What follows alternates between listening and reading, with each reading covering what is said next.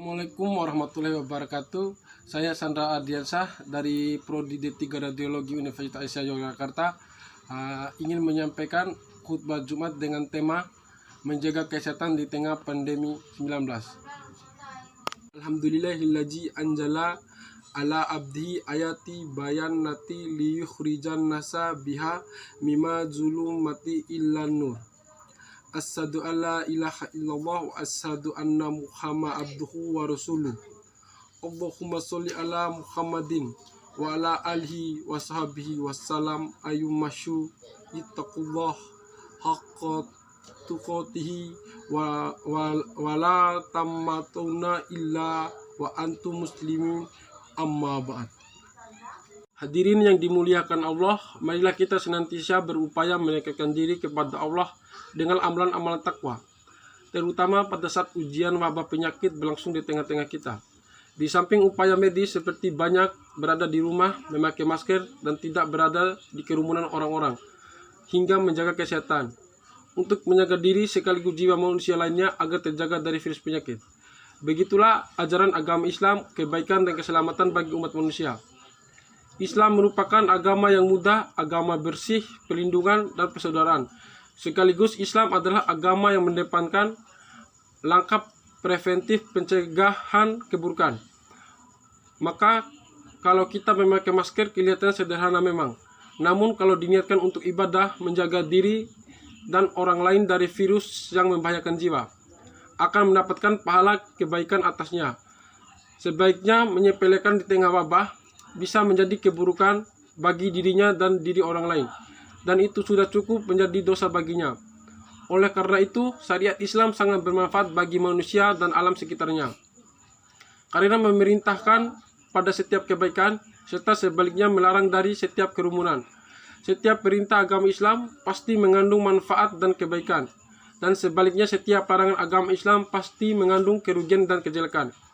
Hadirin yang berbahagia, syariat Islam ditetapkan untuk menjaga dan memelihara 5 hal penting dan asasi bagi kemanusiaan dan kehidupan, yaitu menjaga agama, jiwa, keturunan, akal, dan harta.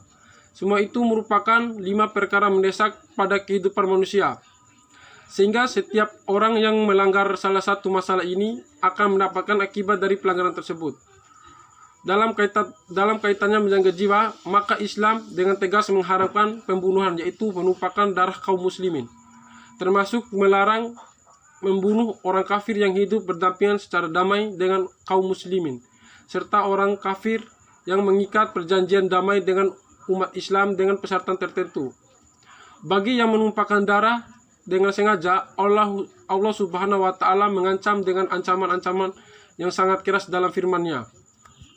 Wa may yuqtul mu'mina muta'ammadan wa jazaa'uhu jahannam khalidun fiha wa ghasiba ulahu alaihi wa adallahu ajaban ajiman. Artinya, dan barang siapa yang membunuh seorang mukmin dengan sengaja, maka balasannya ialah jahanam, kekal ia di dalamnya, dan Allah murka kepadanya dan mengutukinya serta menyediakannya azab yang besar baginya. Quran Surat An-Nisa ayat 93. Pada ayat lain disebutkan, minajli jaulika katabna ala bani'i Israila annahu man qata'ala nafsam bighairi nafsi aw fasadi fi ulardi faqa annama qatala unsa jami'an wa ahyaya faqa annama ahyaunna jami'an wa laqad ja'antum mis'ulana bil bainati summa minna khasiron nahnu ba'da jaulika fil ard lam nusifrin. Artinya, karena itu kami tetapkan suatu hukum bagi Bani Israel, bahwa barang siapa yang membunuh seseorang manusia bukan karena orang itu membunuh orang lain, atau bukan karena membuat kerusakan di muka bumi, maka seakan-akan dia telah membunuh manusia seluruhnya. Dan barang siapa yang memelihara kehidupan seseorang manusia, maka seolah-olah dia telah memelihara kehidupan manusia semuanya. Dan sesungguhnya telah datang kepada mereka rasul-rasul kami dengan membawa keterangan-keterangan yang jelas. Kemudian banyak di antara mereka sesudah itu sungguh-sungguh melampaui batas dalam berbuat kerusakan di muka bumi. Quran surat Al-Maidah ayat 32.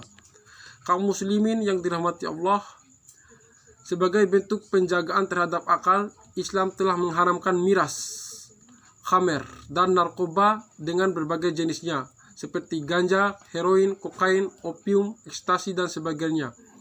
Allah mengharamkan itu karena di dalamnya terkumpul berbagai kerusakan, dapat menghancurkan kepribadian, membunuh akal, serta memusnahkan harta dengan tanpa guna dan mematikan kehidupan. Termasuk bagaimana aturan Islam sangat teguh dan menjaga nasab keturunan secara sah. Maka disinilah letak kepentingan mengapa Islam mengharamkan perzinaan.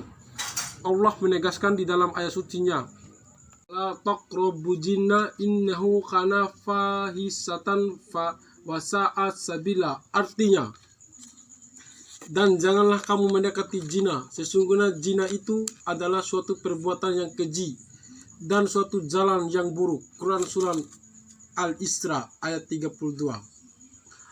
Mendekati saja tidak boleh.